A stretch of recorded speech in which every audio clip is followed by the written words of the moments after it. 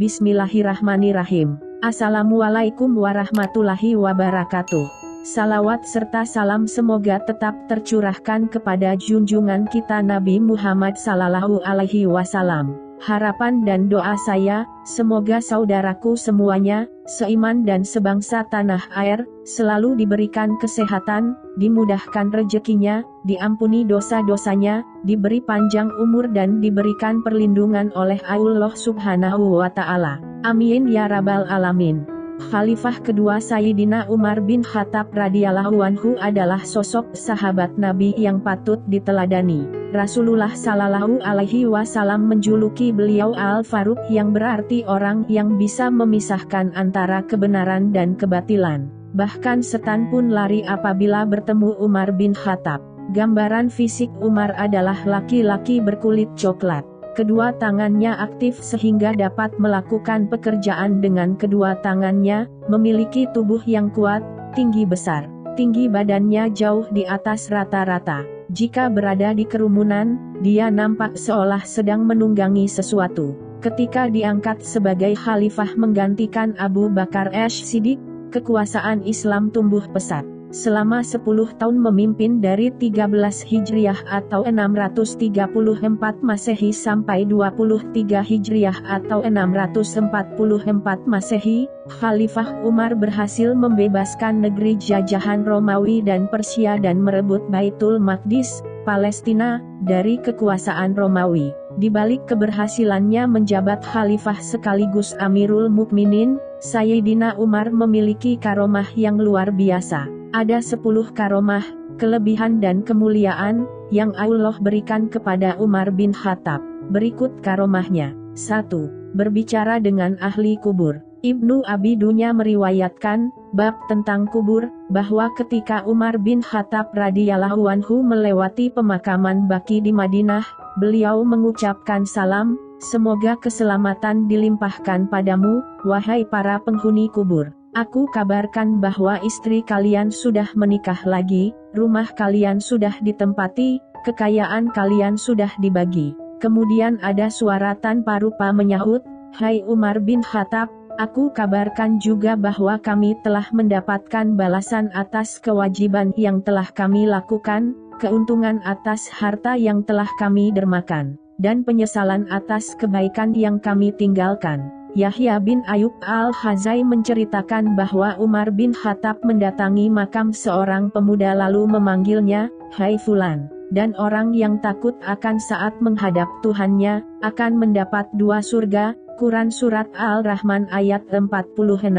Dari dalam kubur pemuda itu, terdengar suara, hai Umar, Tuhanku telah memberikan 2 surga itu kepadaku 2 kali di dalam surga, riwayat Ibnu Asakir. 2. Dijuluki sebagai legenda.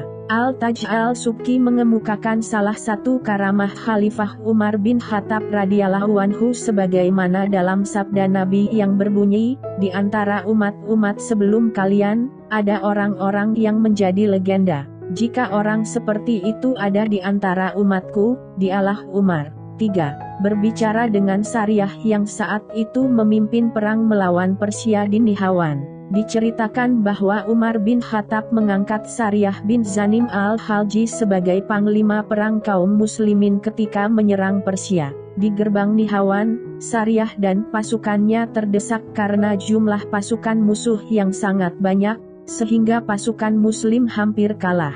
Sementara di Madinah, Umar naik ke atas mimbar dan berkhutbah. Di tengah khutbahnya, Umar berseru dengan suara lantang, hai Sariyah, berlindunglah ke gunung. Barang siapa menyuruh serigala untuk menggembalakan kambing, maka ia telah berlaku zalim.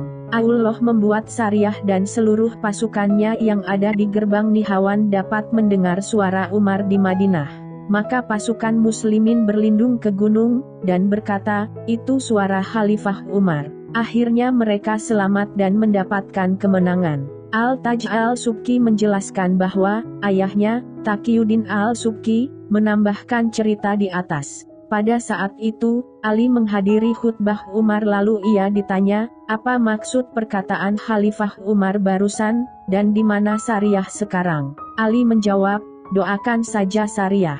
Setiap masalah pasti ada jalan keluarnya, dan setelah kejadian yang dialami Sariyah dan pasukannya diketahui umat muslimin di Madinah, maksud perkataan Umar di tengah-tengah khutbahnya tersebut menjadi jelas. Menurut Al-Taj Al-Subki, Khalifah Umar tidak bermaksud menunjukkan karamahnya, tetapi Allah lah yang menampakkan karamahnya, sehingga pasukan muslimin di Nihawan dapat melihatnya dengan mata telanjang, seolah-olah Umar menampakkan diri secara nyata di hadapan mereka dan meninggalkan majelisnya di Madinah. Sementara seluruh panca inderanya merasakan bahaya yang menimpa pasukan muslimin di Nihawan. Sariyah berbicara dengan Umar seakan-akan sedang bersamanya. 4. Menghentikan goncangan bumi saat terjadi gempa. Dalam kitab Al-Syamil, Imain Al-Haramain menceritakan karamah Umar ketika terjadi gempa bumi pada masa pemerintahannya. Ketika itu, Umar mengucapkan pujian dan sanjungan kepada Allah, padahal bumi bergoncang begitu menakutkan. Kemudian Umar memukul bumi dengan kantong tempat susu sambil berkata, "Tenanglah wahai bumi, bukankah aku telah berlaku adil kepadamu?" Bumi kembali tenang saat itu juga. Menurut Imam Al-Haramain, pada hakikatnya Umar adalah Amirul Mukminin secara lahir dan batin, juga sebagai Khalifah Allah bagi buminya dan bagi penduduk buminya. Sehingga Umar mampu memerintahkan dan menghentikan gerakan bumi, sebagaimana ia menegur kesalahan-kesalahan penduduk bumi. 5. Mengalirkan sungai Nil saat dilanda kekeringan. Imam Al-Haramain mengemukakan ketika sungai Nil tidak mengalir, penduduk Mesir melakukan ritual jahiliyah dengan melemparkan seorang perawan ke dalam sungai tersebut setiap tahunnya. Penduduk Mesir melaporkan hal itu kepada Amr bin Ash yang saat itu menjabat gubernur Mesir. Kemudian Amr bin Ash berkata kepada mereka, sesungguhnya hal ini tidak boleh dilakukan karena Islam telah menghapus tradisi tersebut. Kala itu penduduk Mesir mengalami penderitaan selama 3 bulan karena mengeringnya sungai Nil. Amr menulis surat kepada Khalifah Umar bin Khattab untuk menceritakan peristiwa itu. Kemudian Umar membalas surat tersebut dan menyatakan, "Engkau benar bahwa Islam telah menghapus tradisi tersebut. Aku mengirim secarik kertas untukmu, lemparkanlah kertas itu ke sungai Nil." Kemudian Amr membuka kertas itu sebelum melemparnya ke sungai Nil. Ternyata kertas itu berisi tulisan Khalifah Umar untuk sungai Nil di Mesir yang menyatakan, "Jika kamu mengalir karena dirimu sendiri, maka jangan mengalir. Namun jika Allah yang Maha Esa dan Maha Perkasa yang mengalirkanmu, maka kami mohon kepada Allah yang Maha Esa dan Maha Perkasa untuk membuatmu mengalir." Kemudian Amr melempar kertas itu ke sungai Nil. Sementara itu penduduk Mesir telah bersiap-siap untuk pindah meninggalkan Mesir. Pagi harinya, Allah Ta'ala mengalirkan sungai Nil 16 hasta dalam semalam. 6. Mengetahui pembunuh sahabat Utsman dan Ali radhiyallahu anhu. Imam Al-Haramain menceritakan karamah Khalifah Umar lainnya. Umar pernah memimpin suatu pasukan ke Syam. Kemudian ada sekelompok orang menghalanginya, sehingga Umar berpaling darinya. Lalu sekelompok orang tadi menghalanginya lagi, Umar pun berpaling darinya lagi. Sekelompok orang tadi menghalangi Umar untuk ketiga kalinya dan Umar berpaling lagi darinya. Pada akhirnya, diketahui bahwa di dalam kelompok orang tersebut terdapat pembunuh sahabat Utsman dan Ali radhiyallahu anhuma. 7. Mengetahui orang yang hendak berdusta. Dalam kitab Riyadh al-Salihin, Imam Nawawi mengemukakan bahwa Abdullah bin Umar R.A. berkata, "Setiap kali Umar mengatakan sesuatu yang menurut prasangkaku begini, pasti prasangkanya itu yang benar." Saya tidak mengemukakan riwayat dari Ibnu Umar tersebut dalam kitab Hujatullah ala al-Alamin. Kisah tentang Sariyah dan Sungai Nil yang sangat terkenal juga disebutkan dalam kitab Tabakat al-Munawi al-Kubra. Dalam kitab itu dikemukakan karamah Umar lainnya, yaitu ketika ada orang yang bercerita dusta kepadanya, lalu Umar menyuruh orang itu diam. Orang itu bercerita lagi kepada Umar, lalu Umar menyuruhnya diam. Kemudian orang itu berkata, "Setiap kali aku berdusta kepadamu, niscaya engkau menyuruhku diam." 8. mengetahui musibah kebakaran. Diceritakan bahwa Khalifah Umar bertanya kepada seorang laki-laki, "Siapa namamu?" Orang itu menjawab, "Jamrah," artinya bara. Khalifah Umar bertanya lagi, "Siapa ayahmu?" Ia menjawab, "Syihab," lampu. Umar bertanya, "Keturunan siapa?" Ia menjawab, "Keturunan Harkah," kebakaran. Umar bertanya, "Di mana tempat tinggalmu?" Ia menjawab, "Di Al-Harah," panas. Umar bertanya lagi, "Daerah mana?" Ia menjawab, "Di Zatul Azha, tempat api." Kemudian Umar berkata, "Aku melihat keluargamu terkena musibah kebakaran." Pemuda itu pun akhirnya pulang dan mendapati keluarganya sedang ditimpa musibah kebakaran.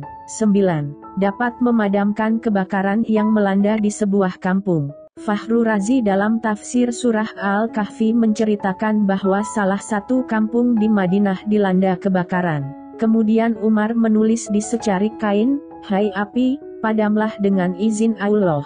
Secarik kain itu dilemparkan ke dalam api, maka api itu langsung padam. 10. Utusan Romawi masuk Islam. Fahru Razi menceritakan bahwa ada utusan Raja Romawi datang menghadap Umar. Utusan itu mencari rumah Umar dan mengira rumah Umar seperti istana para raja. Orang-orang mengatakan, Umar tidak memiliki istana, ia ada di padang pasir sedang memerah susu. Setelah sampai di padang pasir yang ditunjukkan, utusan itu melihat Umar telah meletakkan kantong tempat susu di bawah kepalanya dan tidur di atas tanah.